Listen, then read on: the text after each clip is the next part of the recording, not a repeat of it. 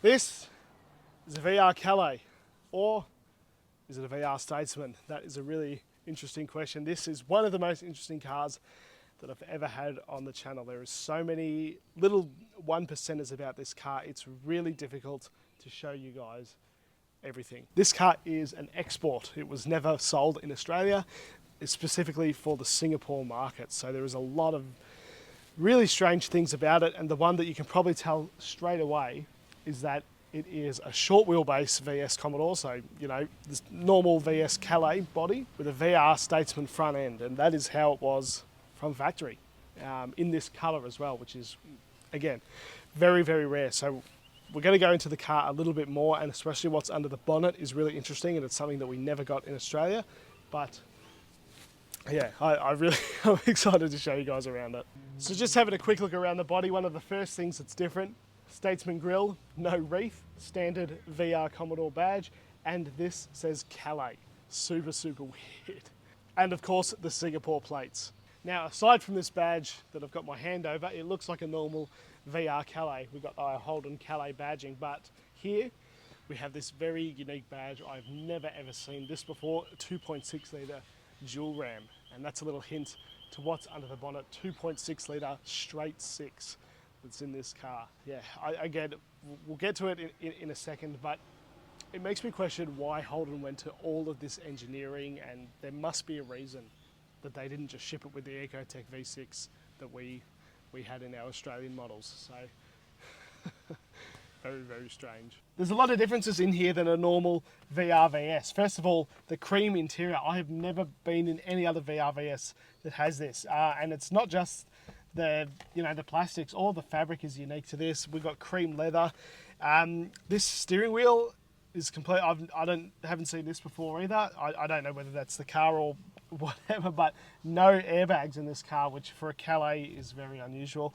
But this car is actually based on a Berliner, despite the Calais badging. The other thing that I've noticed is the gearbox. You know, when you shift through the gears, it feels very, very different than a normal. Well, not very different, but it does feel different than a normal VR VS.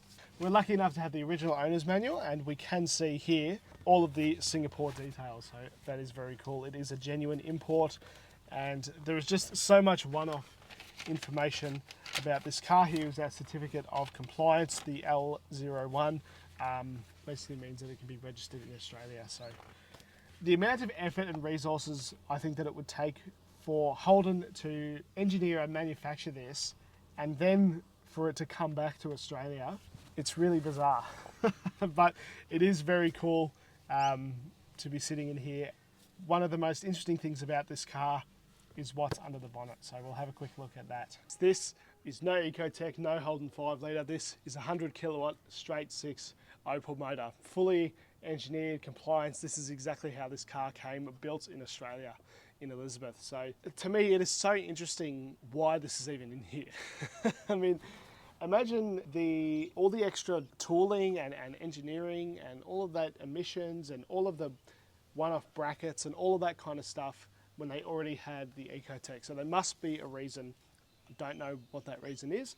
And these were only in the VR. So the VS had a completely different Opel engine, not the Ecotec, but it's just a really strange thing. It really reminds me of the VN 4-cylinder that I had on the channel with the Opel motor. Again, it doesn't make a ton of sense financially, and it's very hard to find numbers and information on any of these vehicles because, you know, it's not a HSV, you know, it's not typically a collectible item. So, you know, there's not going to be build numbers and things like that. So in terms of how many of these are made, really, really unsure. But because it's survived, it's really cool. And again, there would be very few, if any, of these in Australia. Being able to see one in person and listen to it run, I mean, it runs really well, as I've already showed you. It's really interesting to see. And without this channel and without posting about them and stuff, I doubt I ever would have seen one of these in person. Unfortunately, I would love to take this for a drive, but unfortunately, like a lot of the other Opel Holdens that I've had on the channel, this one is having transmission problems. They all seem to be doing that. So luckily, the owner was telling me the transmission is a lot more common than you might think, and I thought, oh man, you're never going to find a transmission for this, but apparently if you get a Frontier and pull the transfer case off, you can use that. So it will be repaired and it will be on the road, and it will probably end up at a museum, because it's just so cool to see a survivor like this. And you know, if you walk past this in a museum with its bonnet up, I think it would really catch your attention. And it's not always about the massive dollar value.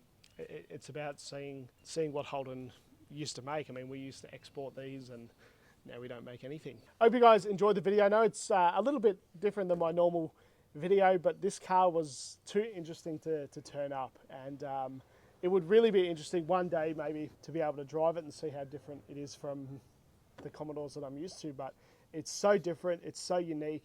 It's just cool that it's even here.